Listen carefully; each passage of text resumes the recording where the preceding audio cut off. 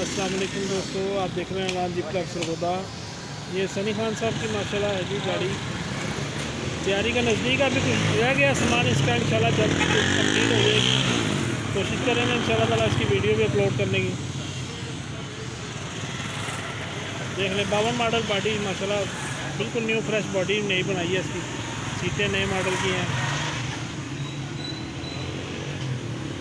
Live टायरों में तैयार की है जी गाड़ी।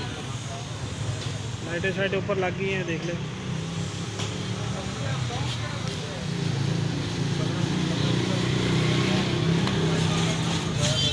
ठीक है जी, माशाल्लाह खूबसूरत गाड़ी है जी, आपको पसंद आएगी तो भाई भी देखेगा ना। मुकम्मल हो जाएगी ना अभी, फिर ये ज़रा फ्रेश होगी सारी चीज़ें इसकी। मुकम्मल होने के बाद आप इसकी सही लुक फिर नज़र आना शुरू होगी आपकी।